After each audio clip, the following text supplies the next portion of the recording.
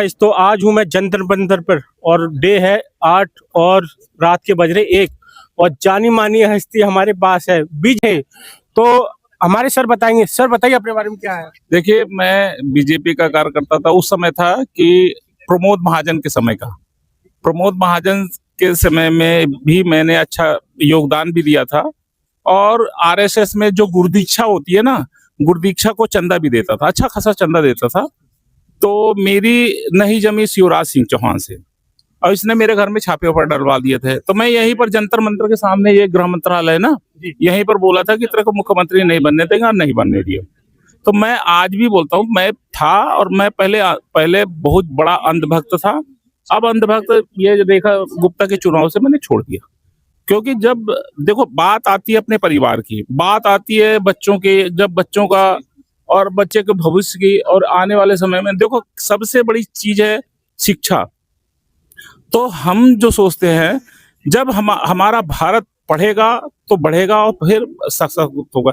अब ये लोग पढ़ने ही नहीं देना चाहते, दलित के बच्चों को पढ़ने नहीं देना चाहते, मीडियम बच्चों को पढ़ने नहीं दे, अपने इनके बच्चे तो विदेशों में पढ़ते हैं और तो बहुत दयनीय स्थिति है ना भाई। तो आप मतलब जब हमारी शिक्षा व्यवस्था को तुम प्राइवेटीकरण कर रहे हो। ठीक ठीक। अच्छा, एक दूसरा सवाल मेरा, कुछ लोग बता रहे हैं आप पे पैसा है बहुत ज्यादा, ऐसा क्या बात सही है क्या?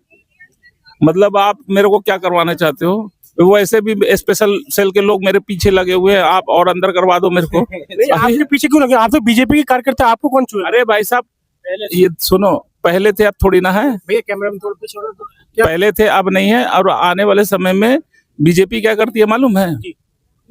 उन्हीं के पास ईडी सीबीआई भेजती है, जिसके पास पैसे है फिर अपने पास बुला लेती है।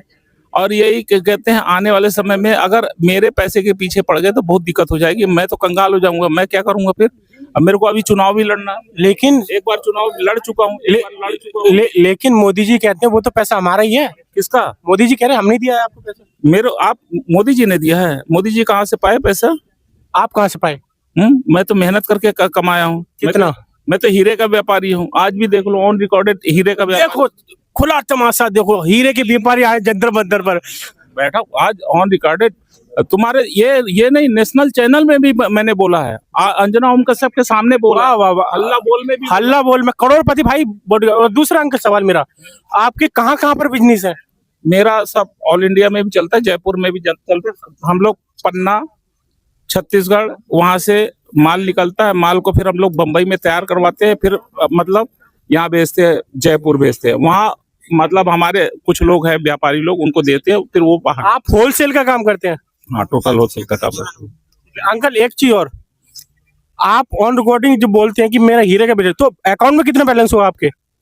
मेरे अकाउंट में तो बहुत अभी कम है, पर मैं अकाउंट में नहीं रखता, क्योंकि मैं जानता हूँ कि अकाउंट में रख लो, अगर इनसे मांगो ना तो 5 लाख रुपए भी, अभी अगर आप 10 लाख रुपए डाल दो, 2 लाख रुपए भी मांगो तो 10 दिन लगा देते पैसे देने में। नहीं, कैश पर कितना है?